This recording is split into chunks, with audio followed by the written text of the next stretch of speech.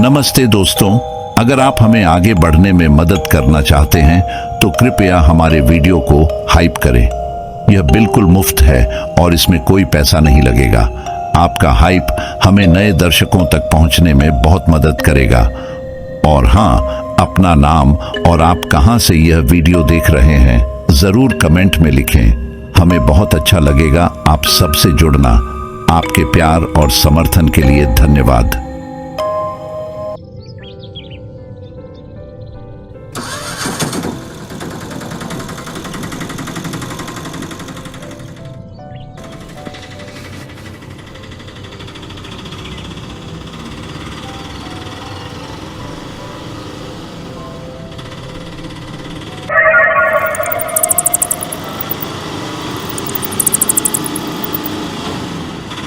विशाल गांव के व्यक्ति हैं, शहर में नौकरी करते हैं और साल में 12 छुट्टियों में गांव आते हैं। बाकी समय अगर 12 बार न भी आ पाए तो पूजा के समय 1 महीने की छुट्टी लेकर गांव के घर में समय बिताना उनका निश्चित नियम है। हर बार की तरह उस बार भी वे पूजा के समय घर लौट रहे थे।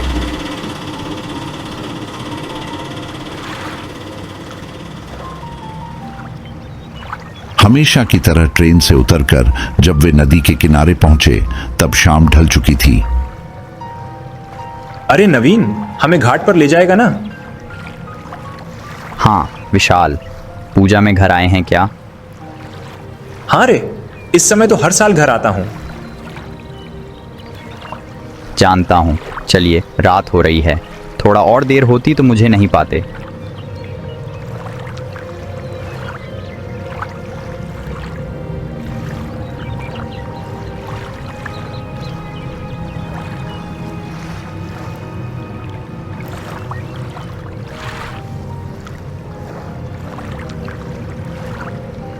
नाव पर बैठते ही विशाल ने राहत की सांस ली। नाव धीरे धीरे आगे बढ़ने लगी। नवीन, घर की सारी खबरें ठीक है ना? हाँ, सब ठीक चल रहा है, लेकिन आप इतनी रात में क्यों आए? क्या बताऊं, ट्रेन ही लेट हो गई। सुना था इस बार बाढ़ से काफी नुकसान हुआ है। सही सुना, खेत खलिहान सब डूब गए थे।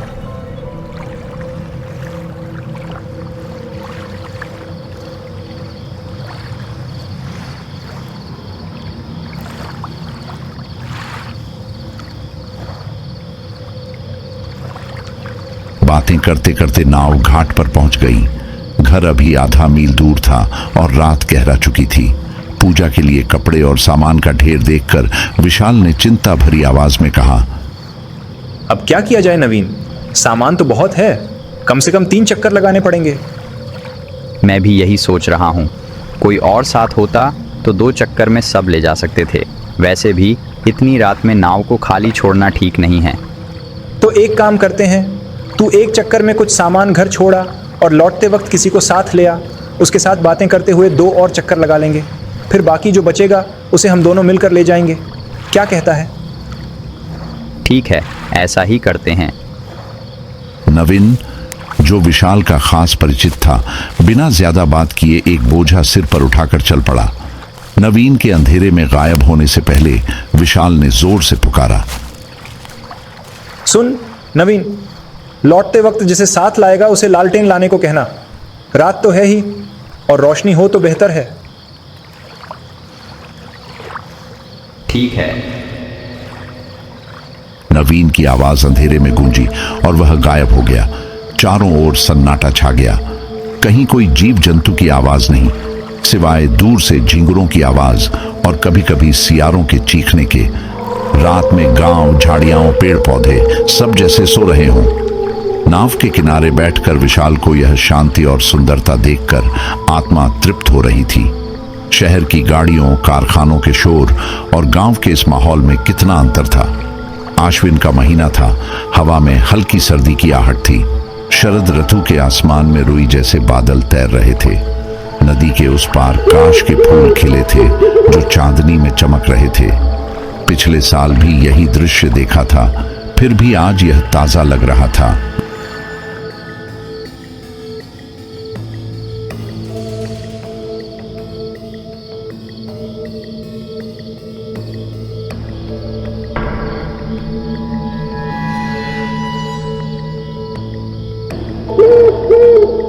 अचानक एक उल्लू की कर्कश चीख ने सन्नाटे को चीर दिया। विशाल चौंक कर इधर उधर देखने लगे। तभी उनकी नजर किनारे पर पड़ी। कोई व्यक्ति वहां खड़ा उनकी ओर एकटक देख रहा था। घाट का ढलान वाला किनारा और हल्का अंधेरा उसे रहस्यमयी बना रहा था। चांदनी में देखा, उसके एक हाथ में जाल और दूसरे में खलुई जैसा कुछ था। विशाल को अब समझते देर न लगी। निश्चित रूप से कमल इतनी रात में मछली पकड़ने जा, वही हो सकता है। अरे वहां कौन? कमल है क्या?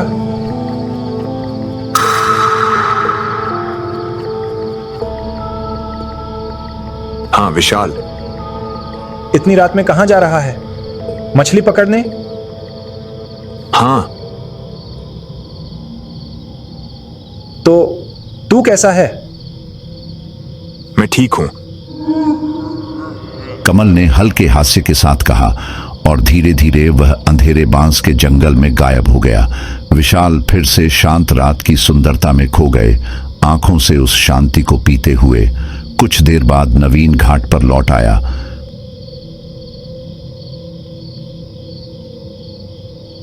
किसी को साथ नहीं लाया?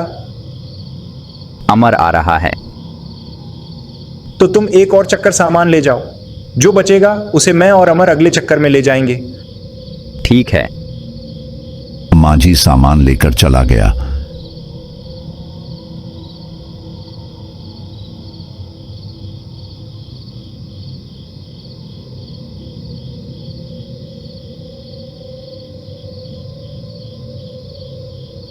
विशाल ने अमर से गांव की खबरें लेनी शुरू की। इस बार फसल कैसी हुई? पूजा की तैयारियों, 12वारी पूजा में चंदे की बातें और गांव की छोटी मोटी खबरों पर चर्चा चलती रही। अचानक अमर ने गंभीर स्वर में कहा, सुना है विशाल, बादलपुर का कमल मर गया।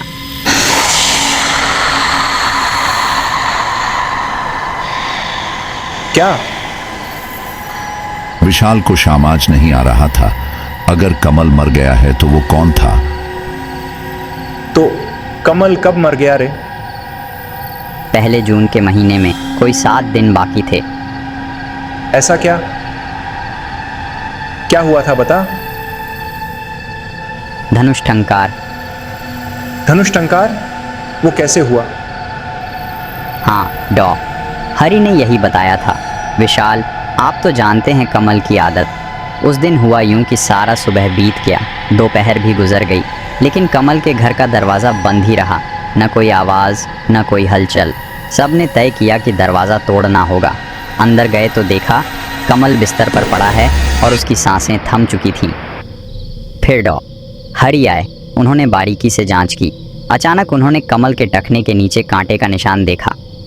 कुछ और जांच के बाद उन्होंने कहा कि उस कांटे की वजह से ही धनुष टंकार हुआ और वह मर गया।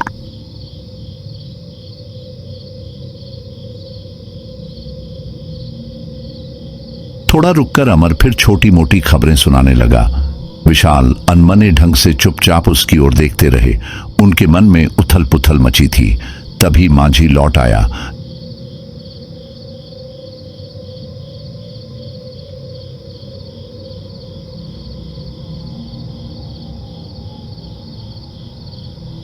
नवीन, तो अब चलते हैं।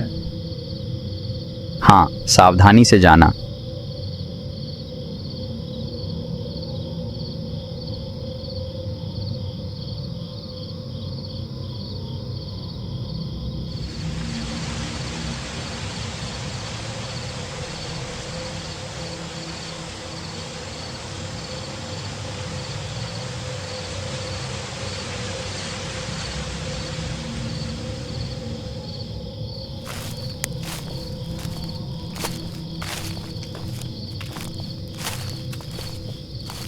लालटेन हाथ में और सामान सिर पर लिए अमर आगे आगे रास्ता दिखाता चला।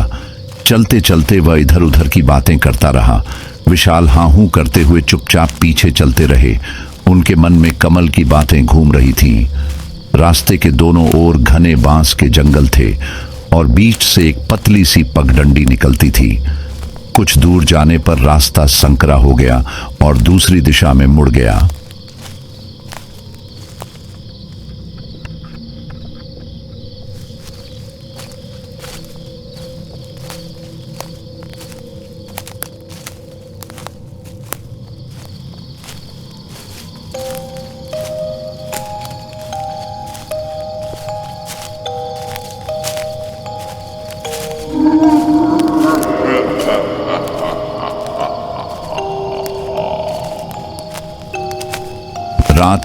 3 बजे का सन्नाटा था। उस जगह पर आते ही विशाल का शरीर सिहर उठा। रास्ता बादलपुर की ओर जा रहा था। अनिच्छा के बावजूद एक पल के लिए उन्होंने बादलपुर के रास्ते की ओर नजर डाली, लेकिन उस एक पल में जो देखा उससे उनके पांव जैसे जम गए। एक अस्पष्ट छाया 16 पग की दूरी से उनके पीछे पीछे आ रही थी। इस बार उसके हाथ में न जाल था न खलुई। विशाल ने तुरंत खुद को संभाला। जैसे कुछ हुआ ही न हो वैसे ही चलते रहे।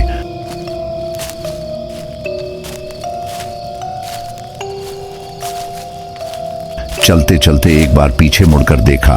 कमल ठीक उनके पीछे पीछे चल रहा था। अमर कुछ आगे निकल चुका था। उसे पकड़ने के लिए तेज कदम बढ़ाना सुरक्षित नहीं था।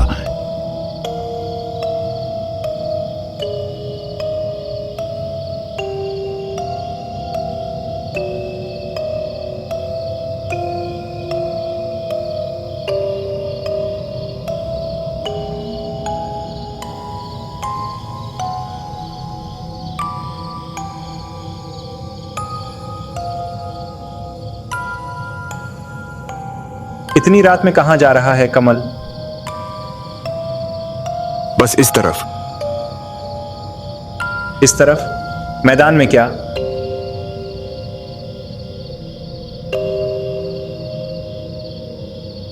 हाँ। मछली पकड़ने जा रहा है क्या? हाँ। लेकिन तू जाल और खलुई क्यों नहीं लाया? उनकी जरूरत नहीं पड़ेगी।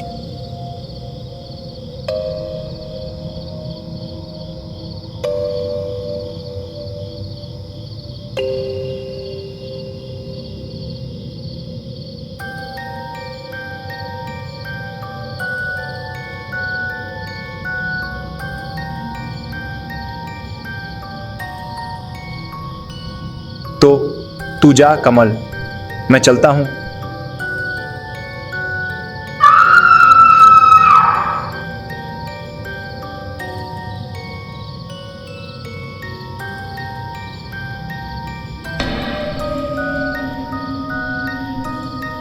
कहां जाएंगे? यह कहते हुए वह छाया मूर्ति उनके सामने आकर खड़ी हो गई।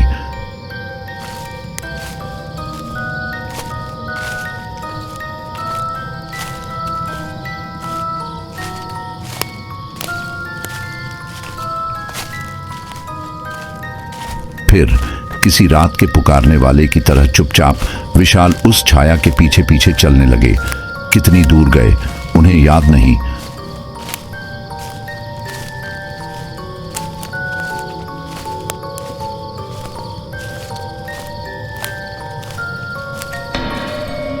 काफी दूर इस तरह चलने के बाद अचानक उनका पैर एक गड्ढे में पड़ गया। पल भर में वे चौंक कर होश में आए। ये क्या? मैं कहां जा रहा हूं? सामने तो बस मैदान है। इस रास्ते पर तो मुझे आना ही नहीं था। अब क्या करूं? आगे देखा तो छाया मूर्ति काफी आगे निकल चुकी थी। एक पल भी वहां रुके बिना विशाल तुरंत गांव की ओर दौड़ पड़े। कुछ दूर जाकर रास्ते के मोड़ पर एक बार पलटकर मैदान की ओर देखा। मैदान के बीच में वह छाया मूर्ति खड़ी होकर उनकी ओर देख रही थी। उसकी आंखें जैसे आग की भट्टी की तरह चमक रही थी। अमर तब तक बहुत दूर निकल चुका था। उसे देखा भी नहीं जा रहा था। विशाल दौड़ते दौड़ते अमर के पास पहुंचे। क्या हुआ विशाल, पीछे रह गए थे क्या? हाँ। फिर वे घर पहुंचे। घर वाले विशाल को देखकर बहुत खुश हुए। उन्होंने पूजा के लिए लाए उपहार अपनी मां को सौंप दिए। फिर मुंह हाथ धोकर पुराने घर की दूसरी मंजिल पर गए और बिस्तर पर लेट गए। बार बार कमल का चेहरा उनकी आंखों के सामने तैर रहा था। कमल ने मेरे साथ ऐसा क्यों किया?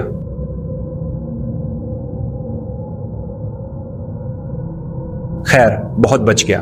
अब कभी रात में नहीं लौटूंगा।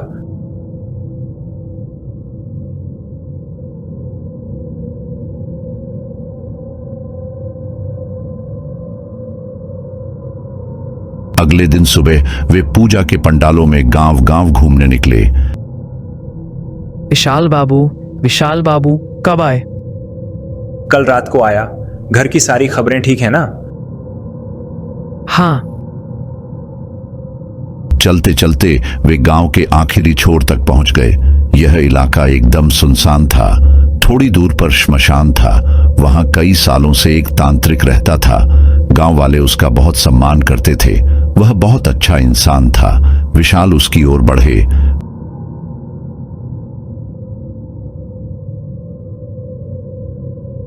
आओ बेटा, कब आए? कल रात को आया। घर की सारी खबरें ठीक है ना? लेकिन आपको देखकर लगता है कि आप बहुत परेशान हैं।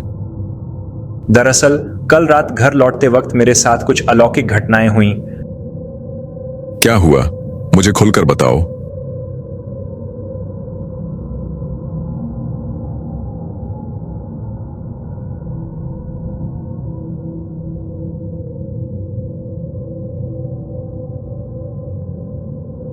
मैंने अभी तक किसी से कुछ नहीं कहा, सिर्फ आपको बताया। इस मामले को हल्के में लेना ठीक नहीं। तुम्हें सावधान रहना होगा। मैं तुम्हें एक कवच देता हूं, इसे हमेशा पहने रहना। ठीक है बाबा। विशाल ताबीज लेकर घर की ओर रवाना हो गए। चारों ओर पूजा की घंटियां और काश के फूलों का खेल वातावरण को और सुंदर बना रहा था। लेकिन उसी रात फिर कुछ हुआ। विशाल रात का खाना खाकर दूसरी मंजिल पर अपने बिस्तर पर लेटे थे। नींद नहीं आ रही थी। इस तरह देर रात हो गई। अचानक बिस्तर से किसी ने पुकारा, विशाल बाबू, विशाल बाबू। आवाज घर के पीछे से आ रही थी। इतनी रात में खिड़की के पास जाकर बाहर देखा तो विशाल का शरीर सिहर उठा। रात के 12 बज रहे थे। नीचे पेड़ के पास कमल खड़ा था, हाथ में जाल लिए। विशाल को समझ नहीं आया कि क्या कहें। कमल, ये यहां क्या कर रहा है? कमल इतनी रात में क्यों पुकार रहा है? विशाल बाबू, आज नदी का पानी बहुत उछाल मार रहा है। ढेर सारी मछलियां मिलेंगी। आपने पहले बार कहा था ना कि मेरे साथ मछली पकड़ने चलेंगे। चलिए। हाँ ठीक ही तो, मैंने पिछले बार उससे यही कहा था। तो क्या इसीलिए कमल बार बार मेरे पीछे पड़ा है? क्या हुआ? समय बीत रहा है, जल्दी आइए। आएंगे ना विशाल? मेरे साथ आइए। अचानक विशाल जैसे सम्मोहित हो गए। बिना कुछ कहे धीरे धीरे दरवाजा खोलकर बाहर निकल आए। हाँ विशाल, अब चलिए।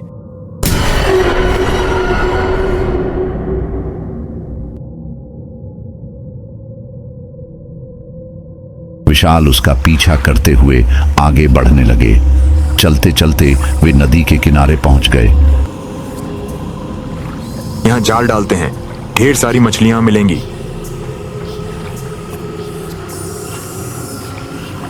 विशाल, जाल जैसे किसी चीज में फंस गया है। आपको एक बार पानी में उतरकर जाल छुड़ाना होगा। मेरी उंगली में चोट लगी है, वरना मैं खुद उतरता। विशाल सम्मोहित की तरह उसकी बात मानते हुए धीरे धीरे पानी में उतरने लगे।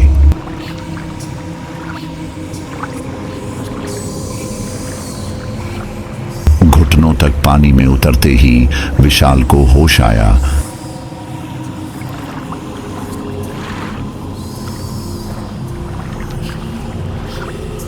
ये क्या?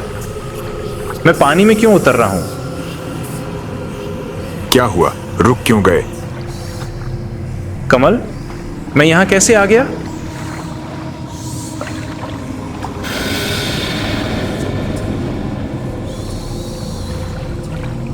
अरे विशाल, आप तो मेरे साथ साथ यहां आए हैं, सब भूल गए। तू तू तू कमल नहीं है। कमल तो मर चुका है। मेरे पीछे क्यों पड़ा है? अचानक कमल का चेहरा बदल गया। एक भयानक चेहरा सामने आया। हाँ, विशाल, मैं बहुत अकेला हूं। मुझे एक साथी चाहिए, और आपसे बेहतर साथी मुझे कहां मिलेगा?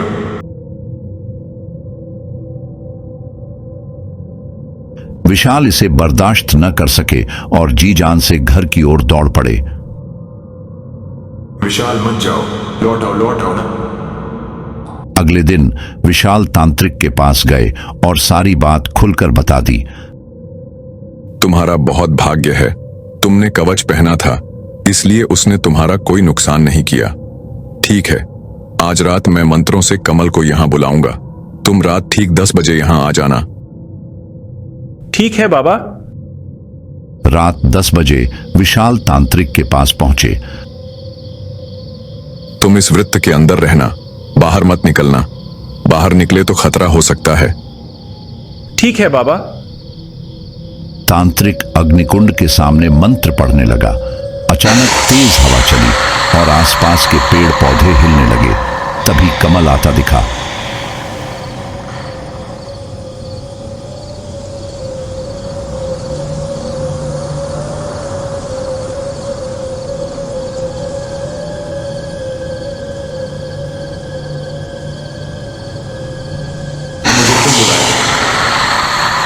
तू इस इंसान के पीछे क्यों पड़ा है?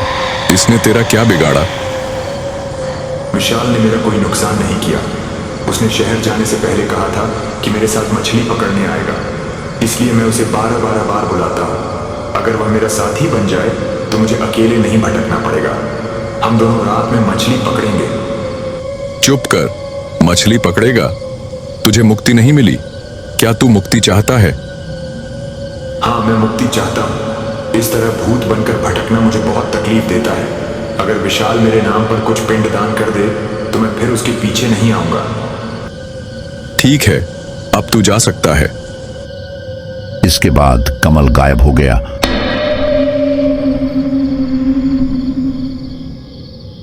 अगले दिन विशाल प्रयाग के लिए रवाना हुए।